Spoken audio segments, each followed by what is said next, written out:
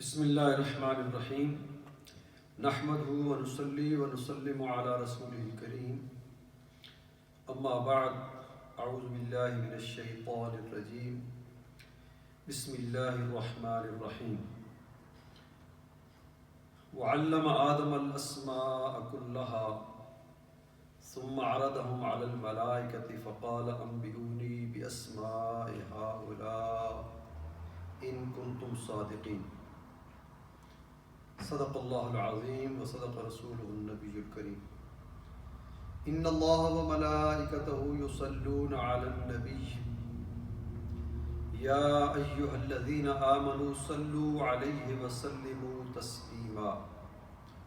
اللہم صل علی سیدنا ومولانا محمد وعلی آل سیدنا ومولانا محمد معدن الجود والکرم وآلہ واصحابہ وبارک وسلم۔ الصلاۃ والسلام علیک یا سیدی یا رسول اللہ وعلی آلک واصحابک یا سیدی یا حبیب اللہ۔ سب میرے ساتھ مل کے بلند آواز سے پڑھیں، الصلاۃ والسلام علیک یا سیدی یا رسول اللہ وعلی آلک واصحابک یا سیدی یا حبیب اللہ۔ مولایا صلی وسلم دائما ابدا علی حبیبک خیر الخلق کلہم۔ هو الحبیب الذی ترجى شفاعته لكل هول من الاهوال مقتحم۔ یا رب بالمصطفى بلغ مقاصدنا واغفر لنا ما مضى یا واسع الکرم۔ محترم ناظرین و سامعین، ماہ ربیع الثانی ہے، آج غالباً اس کی 4 یا 5 تاریخ ہے، اور یہی وہ مہینہ ہے جس مہینے میں سیدنا عبد القادر جیلانی غوث اعظم شہنشاہ بغداد رضی اللہ تعالیٰ عنہ کا عرس مبارک آتا ہے۔ اس لیے اس مہینے کو آپ کے ساتھ ایک خاص نسبت حاصل ہے، اور چونکہ حضور سیدنا غوث اعظم رضی اللہ تعالیٰ عنہ سید عبد القادر جیلانی شہنشاہ بغداد کا ڈنکا پوری دنیا میں بج رہا ہے، 1000 سال یا اس سے بھی زیادہ عرصہ بیت چکا ہے کہ آپ کی شہرت جو ہے وہ دن بدن بلند سے بلند تر ہوتی جا رہی ہے۔ پوری دنیا میں آپ کا نام لیا جاتا ہے، آپ کو یاد کیا جاتا ہے، ہر مہینے آپ کے نام کے پروگرام ہوتے ہیں، اس کو 11ویں کے نام سے موسوم کیا جاتا ہے۔ اس کے علاوہ بھی جتنے بھی اولیاء کاملین بزرگان دین اس دنیا میں آج تک گزرے ہیں، اکثر نے آپ پر، آپ کی سیرت پر، آپ کے فضائل پر، آپ کے کمالات پر بڑی بڑی ضخیم کتابیں لکھی ہیں۔ اس وقت کی کمی ہے، ورنہ میں ان کتابوں کے نام آپ کو بتاتا کہ بڑے بڑے مشاہیر نے، جید علماء کرام، مفسرین، محدثین، انہوں نے حضور غوث پاک کی شان میں کتابیں لکھی ہیں۔ بڑی ہستی ہے، بہت بڑی ہستی ہے، اللہ تعالیٰ نے آپ کو بہت ہی بلند مقام سے نوازا ہے۔ تمام اولیاء کرام کا آپ کو سردار بنایا ہے، اور آپ نے یہ اعلان جب فرمایا کہ قدمی حاذی علی رقبت کل ولی اللہ، کہ میرا یہ قدم تمام اولیاء کاملین کی گردنوں پر ہے، اس وقت تمام اولیاء کاملین نے سر جھکا دیے تھے۔ تو یہ دنیا دیکھ رہی ہے کہ کس طرح اللہ تعالیٰ نے آپ کو شہرت بخشی ہے اور مقام بخشا ہے۔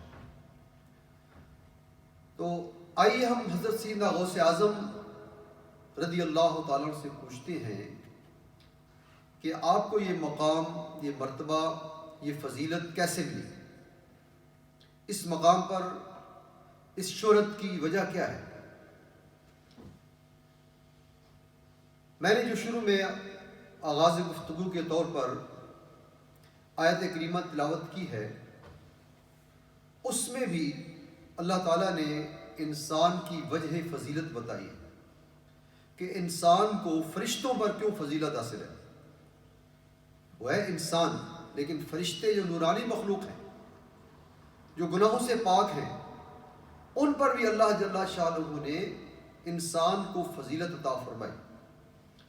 قرآن کریم میں پہلے سپارے میں بڑی مشہور آیت ہے، بچے بچے کو یاد ہے، میں وعلم آدم الاسماء کلہا، اور ہم نے سکھائے آدم علیہ السلام کو تمام اشیاء کے نام. ثم عرضهم على الملائکہ، پھر ہم نے ان کو فرشتوں کے سامنے پیش کیا اور وہ آپس میں مقابلہ ہوا. وہ علمی مقابلہ تھا، اور اس علمی مقابلے کے اندر حضرت آدم علیہ السلام نے فرشتوں پر برتری حاصل کی، فضیلت حاصل کی. اللہ نے جو ان کو علم عطا فرمایا تھا، عطا تو اللہ ہی فرماتا ہے نا. اللہ کریم نے جو حضرت آدم علیہ السلام کو علم عطا فرمایا، اس کی وجہ سے آپ فرشتوں پر حاوی آ گئے، فرشتوں پر سبقت لے گئے، فرشتوں سے بازی لے گئے. فرشتے اشیاء کے نام نہ بتا سکے، اور حضرت آدم علیہ السلام نے ان تمام اشیاء کے نام بتا دیے، ان کے خواص بتا دیے، ان کی حقیقت بتا دی، کیونکہ اللہ کریم نے ان کو اس علم سے نوازا تھا. تو معلوم ہوا کہ انسان کی فضیلت علم کی وجہ سے، اللہ نے جو اس کو علم کی دولت عطا کی ہے، اسی وجہ سے وہ فضیلت رکھتا ہے. آج آپ دیکھ رہے ہیں کہ دنیا میں جو قومیں ترقی کی منازل طے کر رہی ہیں، یا دنیا میں جو ممالک بہت زیادہ پاورفل ہیں، طاقتور ہیں، اس کی وجہ بھی علم ہی ہے. ان لوگوں نے محنتیں کی، علم حاصل کیا، ریسرچ کی، اور اس کی بنا پر انہوں نے ترقی کی، نئی نئی ایجادات، نئی نئی چیزیں منظر عام پر لائے، اور اس کی وجہ سے انہوں نے مال بھی بنایا، دولت بھی کمائی، اور عزت بھی کمائی. تو یہ اصول بن گیا. اللہ تعالیٰ جل وعلا شانہ عزت اسے عطا کرتا ہے، مرتبہ اسے عطا کرتا ہے جو علم حاصل کرتا ہے.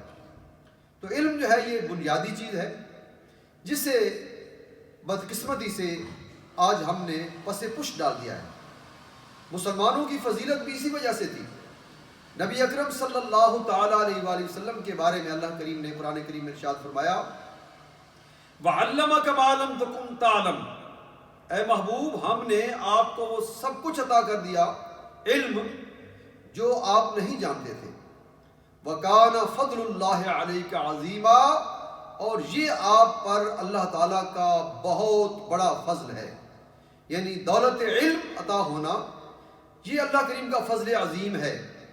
اور یہ سب سے زیادہ علم اللہ کریم فرما رہا ہے کہ اے محبوب ہم نے آپ کو عطا کیا، جو کچھ آپ نہیں جانتے تھے سارا کچھ آپ کو عطا کر دیا، علم کی دولت عطا کر دی.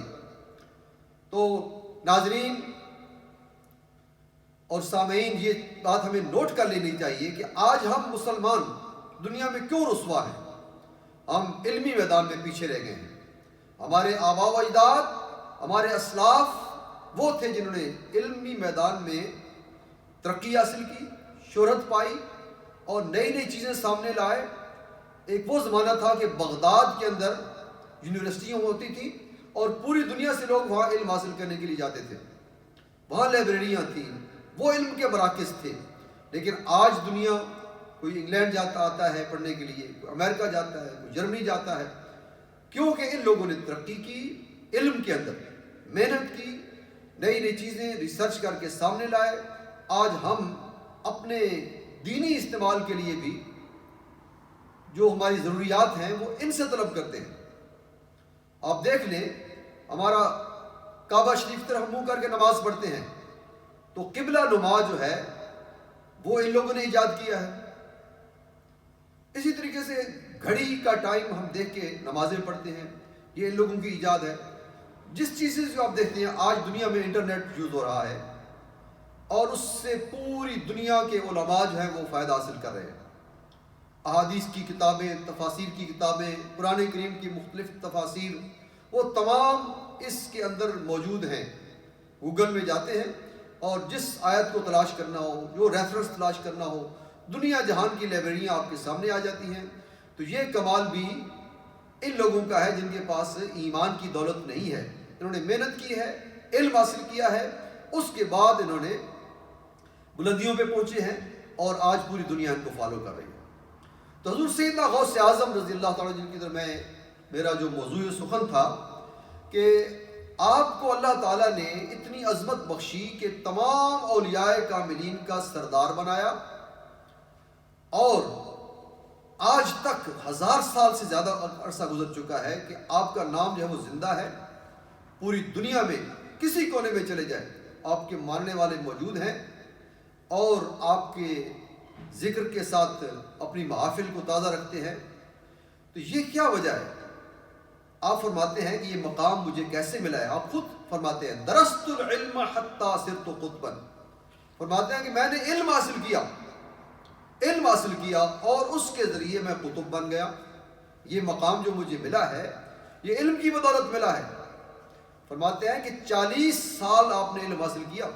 40 ایئرز آپ نے اپنی علاقے میں، پھر اپنا علاقہ چھوڑ کے دوسرے ملک میں گئے، ہجرت کی، وہاں پڑھتے رہے اور پھر اس طرح کئی سال 40 کے قریب آپ آگے پڑھاتے بھی رہے. یعنی ساری زندگی علم سیکھتے اور سکھانے میں آپ کی گزر گئی. تو اس وجہ سے اللہ تعالیٰ نے آپ کو بلند مقام بخشا. درست العلم حتی صرت قطبا، میں نے علم حاصل کیا اور علم کے ذریعے میں قطب بن گیا. وَنِلْتُ السَّعْدَ مِن مَوْلَى الْمَوَالِي، اور اسی علم کی بدولت میں نے اپنے مولا سے، جو تمام مولاؤں کا مولا ہے، تمام آقاؤں کا آقا ہے، تمام آقاؤں کا آقا ہے، اس رب ذوالجلال سے، اللہ کریم سے میں نے سعادت کو حاصل کر لیا. تو سعادت جو ہے یہ علم کے ذریعے نصیب ہوتی ہے. بے علم نہ توا خدا را شناس، بے علم تو اللہ کو نہیں پہچان سکتا. اللہ کی پہچان بھی اسے نصیب ہوتی ہے جو علم حاصل کرتا ہے. تو حضور سیدنا غوث اعظم سید عبد القادر جیلانی رضی اللہ تعالیٰ عنہ فرما رہے ہیں کہ مجھے یہ جو مرتبہ ملا، یہ مقام ملا، یہ کس سے ملا؟ علم سے ملا. اور فرماتے ہیں کہ اسی علم کی وجہ سے اللہ تعالیٰ نے مجھے وہ عزت بخشی. فرماتے ہیں کسانی خلعتاً بتراز عز وتوجنی بتیجان الکمالی، کہ اللہ تعالیٰ نے مجھے اس علم کی بدولت وہ خلعت بخشی. خلعت کہتے ہیں خاص قسم کے لباس کو، پوشاک کو. جس طرح ڈگری ملتی ہے نا، یہاں بھی یونیورسٹی میں ڈگریاں ملتی ہیں، ایک گاؤن بناتے ہیں جس کو ڈگری مل رہی ہوتی ہے، خاص قسم کا لباس ہوتا ہے جس سے اس کی ریسپیکٹ ہوتی ہے. وہ تصویریں پھر ہمیشہ سنبھال کر رکھی جاتی ہیں کہ یہ مجھے جناب BA کی ڈگری مل رہی ہے، یہ ماسٹر کی ڈگری مل رہی ہے. تو یہ سلطان العارفین فرما اپنے حضرت سیدنا غوث اعظم فرما رہے ہیں رضی اللہ تعالیٰ عنہ کہ اس علم کی بدولت اللہ تعالیٰ نے مجھے وہ خلعت اور وہ پوشاک اور وہ لباس عطا فرمایا جس پر عزت کے بیل بوٹے بنے ہوئے ہیں. ریسپیکٹ، عزت پوری دنیا میں اللہ تعالیٰ نے مجھے اس کی وجہ سے. آگے اس کی تفسیر فرماتے ہیں تبولی فی السماء والارض دقت، میرے نام کے ڈنکے زمین و آسمان میں بجائے جاتے ہیں. وشاوی سعادت قد بدالی، اور نیک بختی کے نگہبان فرشتے جو ہیں وہ میرے لیے ظاہر ہو رہے ہیں. یعنی یہ علم کی دولت ایسی دولت ہے کہ فرما رہے سلطان العارفین اپنے حضرت سیدنا غوث اعظم رضی اللہ تعالیٰ عنہ، آپ یہ ارشاد فرما رہے ہیں کہ اس کی وجہ سے پوری دنیا میں زمین و آسمان پر میری عزت کے ڈنکے بجائے جاتے ہیں. آپ زمین پر تو خود دیکھ رہے ہیں کہ آج ان کا وصال تقریباً 1000 برس ہو چکے ہیں، اس سے بھی زیادہ ہو چکے ہیں، لیکن آج بھی ان کا نام روشن ہے. بڑی عزت سے ان کا نام لیا جاتا ہے، ان کے ڈنکے آج بھی بج رہے ہیں. اور حدیث پاک میں آتا ہے کہ جب اللہ تعالیٰ کسی بندے سے محبت فرماتا ہے، اسے اپنا محبوب بنا لیتا ہے، تو وہ فرشتوں سے کہتا ہے کہ اے میرے فرشتوں، میں فلاں بندے سے محبت کرتا ہوں، تم بھی اسے محبت کرو. اور پھر فرشتوں کو حکم ہوتا ہے کہ زمین پر اور آسمان پر ہر جگہ منادی کر دو، ڈھنڈورا پھیر دو، بتا دو لوگوں کو، اناؤنسمنٹ کر دو کہ فلاں بندے سے اللہ تعالیٰ محبت فرماتا ہے اور اے لوگوں تم بھی اسے محبت کرو. اس طرح اللہ تعالیٰ فرشتوں کے دلوں میں بھی اور تمام مخلوقات کے دلوں میں بھی اس اللہ کے بندے کی، اپنے پیارے محبوب بندے کی محبت پیدا فرما دیتا ہے. اس لیے اس کے ڈنکے آسمانوں میں بجتے ہیں اور زمین میں بھی بجتے ہیں، اور اس کو اللہ تعالیٰ وہ عزت عطا فرماتا ہے کہ جو انسان سوچ بھی نہیں سکتا. تو میرا عرض کرنے کا مقصد یہ ہے کہ آج ہم جس دور سے، جس کرب سے، جس مصیبت سے گزر رہے ہیں، یہ کرونا کا عذاب پوری دنیا میں چھایا ہوا ہے. تو اس میں اگر ہم دیکھیں ہم مسلمان کہ ہمارا کیا کردار ہونا چاہیے تو یہ تھا کہ ہم اس مصیبت کے عالم میں دنیا کو گائیڈ کرتے، رہنمائی کرتے کہ اس وجہ سے یہ مصیبت آئی ہے. ہماری ریسرچ ہوتی، ہمارا نالج ہوتا تو ہم اس کی کوئی دوائی پیش کرتے کہ کہتے کہ اس کا یہ علاج ہے جو قرآن نے بتایا ہے، حدیث نے بتایا ہے، یہ ہماری ریسرچ ہے. لیکن آج دنیا ان کی طرف دیکھ رہی ہے جو مانتے نہیں اللہ اور اللہ کے رسول کو. تو یہ ہماری کمزوری ہے. تو ان حالات میں ہمیں اپنے منصب کو، اپنے مقام کو سمجھنا ہوگا کہ ہم مسلمان ہیں. اللہ نے ہم کو وَأَنْتُمُ الْأَعْلَوْنَ سب پر غالب اور عزت والا بنایا ہے. كُنْتُمْ خَيْرَ أُمَّةٍ تم بہترین امت ہو، سب سے افضل امت ہو، اعلیٰ لوگ ہو. تو اللہ پاک نے تو ہمیں یہ مقام بخشا ہے، لیکن ہم جہالت کی وجہ سے، علم سے دوری کی وجہ سے آج ہم جو ہے وہ سب سے پیچھے رہ گئے ہیں. مسلمانوں کی یہ حالت ہے کہ سب سے پیچھے رہ گئے ہیں اس میدان میں، علم کے میدان میں، ریسرچ کے میدان میں. اسی وجہ سے آج ہم غیروں کی طرف دیکھ رہے ہیں. ہمیں تو چاہیے تھا ہم اللہ سے رہنمائی حاصل کرتے. قرآن ہمارے پاس علم کا ایک خزانہ موجود ہے، احادیث ہمارے پاس موجود ہیں، ہمارا اسلاف کا سرمایہ ان کی کتابیں ہمارے پاس موجود ہیں.